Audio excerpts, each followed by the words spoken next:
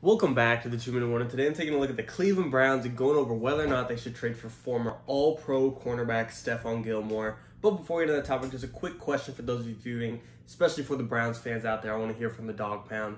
How far do you have the Browns going this year? You got them winning the division, you got them making it to the divisional round, you got an AFC Championship appearance, you got the Browns bringing home Lombardi Trophy, whatever it is. Comment down below and you'll kind of hear my thoughts on how far the Browns will go throughout the video. But getting straight into it, I'm going to make it very clear.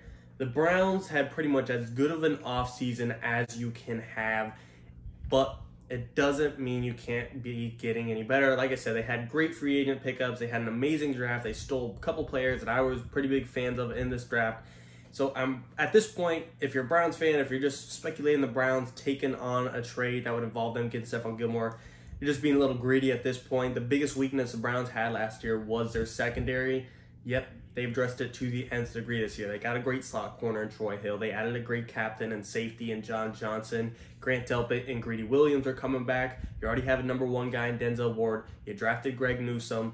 You know, you throw in, there's already 5 or 6 guys there starting for the starting jobs, and you throw in a Stephon Gilmore, now someone's getting booted when really they're a capable starter. But, you know, obviously that's a good problem to have. But outside of that, you added JOK in the draft to help out Anthony Walker up front. Myles Garrett is no longer just having himself up there. He's got Takkarist McKinley, you got Malik Jackson, you got the big one, Jadeveon Clowney. I don't know how he's going to pan out, but if Kevin Stefanski, a great head coach of the year, can, you know, really rotate him in and out to situational plays and, you know, not force him to try and play 17 games a year, because you're not going to get that out of Clowney, I think he can still have a big impact. We know how good the offense is. #1 offensive line in the league, arguably. #1 backfield in the league. Baker's on the brink of being a top 10 quarterback. Receiving core, I have my questions of what OBJ is going to be again. Is he going to be top 5? Is he going to be top 10? Is he going to be top 15 again? But either way, as long as he's with, you know, 80% of prime OBJ, he's still going to be a threat with Jarvis Landry, with Rashard Higgins, with Peoples-Jones, with the double tight end threat, and Austin Hooper, David Njoku. We know how good this Browns team, like I said, Stephon Gilmore trade, we're just being greedy at this point. They don't need him, but if you're a team that's like, oh, the Browns are going to go to the AFC Championship there, but they're just short of the Super Bowl. They're not going to go all the way. You add an All-Pro cornerback, a guy that formerly won Defensive Player of the Year. I don't think people understand how great that is. Most Defensive Player of the Years go to a big pass rusher. Aaron Donald, J.J. Watt, guys like that have won in the past 6 out of 7 years or whatever it is, except for that 1 year being Gilmore. He's in a special class of talent. You know, are you adding prime Jalen Ramsey to your team? No. Stephon Gilmore is 30 going on 31. He's coming off someone an injury. He's only on a 1 year contract. But if you're the Browns, you're Kevin Stefanski, you're Baker Mayfield, you're the front office, and you believe this is the biggest year we've had in, what do you want to call it, decade, century, whatever. I want to put all our eggs in one basket. I'm going for it this year. Take my 2nd round pick, take a 3rd round pick, take a 4th round pick, whatever you want to trade, get Stephon Gilmore on this team.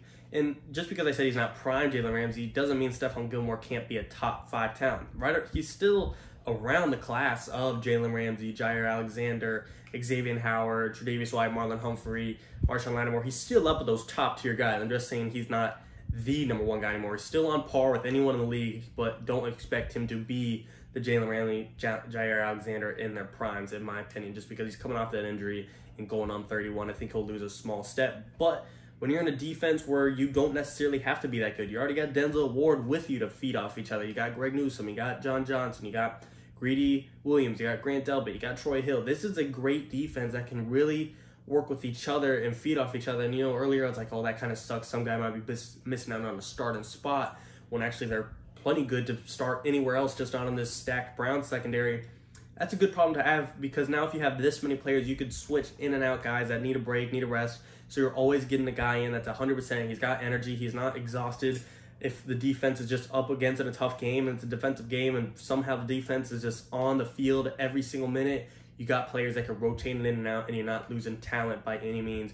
Going from your 1st to 2nd string cornerback, it's not that big of a difference, and you're keeping them at full energy. That is a great issue to have. And of course, there's a lot to play into it. Like I said, he's going on 31. He's got an injury risk. He's coming off an injury. He's only on a 1 year contract, so you are putting all your eggs in one basket. I'm not sure that's the exact route you want to go for 1 year, but to me, the upside is there. They're already some compare them to being an AFC Championship team. I think they could get a spot in the AFC Championship. But a Stephon Gilmore type of player, I seriously think could be the cherry on top of taking this team to a potential Super Bowl roster. I think they're already a Super Bowl roster, but just to be a little conservative, I'm going to hold them back just for a second, or just for now, until I see it all click together. As much as I like the defense, I need to see it actually play together and be managed together to give them that holy spot of being an actual Super Bowl team that'll go out there and win it this year. Either way, what the Browns do, I'm not asking them to go out there and trade for Stephon Gilmore, and the Browns are probably one of the least likely teams I see trading for Stephon Gilmore just because the necessity is not there. But who knows? Stephon Gilmore, if he has somewhat of a decent relationship with the Patriots, he's probably going to want to be traded to a team that's in contention. And the Browns this year, that's a team that is in contention. He looks at it and it's probably like, this is an AFC Championship Super Bowl team already. You add him to me, this could be a Super Bowl team or a Super Bowl winning team. That's how big of an impact he can have. Like I said, this is a guy that formerly won Defensive Player of the Year. He's not just any other corner. He's a top 5 corner in the league.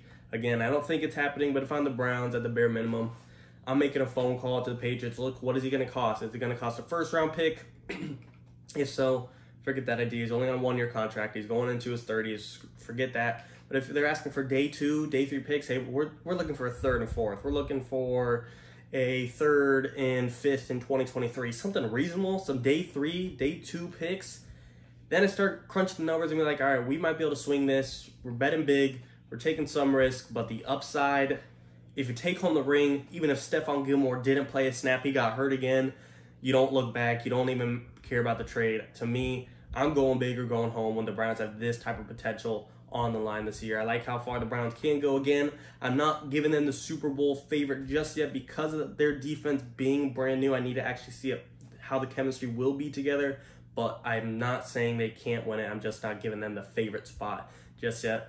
Throwing a Stephon Gilmore, my opinion can change. And like I said, even if they don't get him, once I see this team play, my opinion probably can and probably will change. But after all, you guys tell me, do you agree? Do you disagree that the Browns should at the bare minimum make a phone call and see what he's going to cost? I don't think it will happen. I don't think it should happen. I just don't see those two working together. I don't see Bill Belichick sending Stephon Gilmore to the Browns to, just hopefully, I don't want to say hopefully, but just pretty much give him a great shot at the Super Bowl. But who knows, if the price is right, maybe both sides will make something work. As always, guys, like I said, comment down below. Do your opinions, do you agree or disagree with my take? And referring back to the question of the day, how far do you think the Browns will go this year? You already heard my take. I got AFC Championship with the upside of a Super Bowl. Browns are looking good. They got one of the best rosters in the NFL, if not the best roster in the NFL. But I do want to hear from you guys. As always, and of course, thank you for watching. 2-minute warning.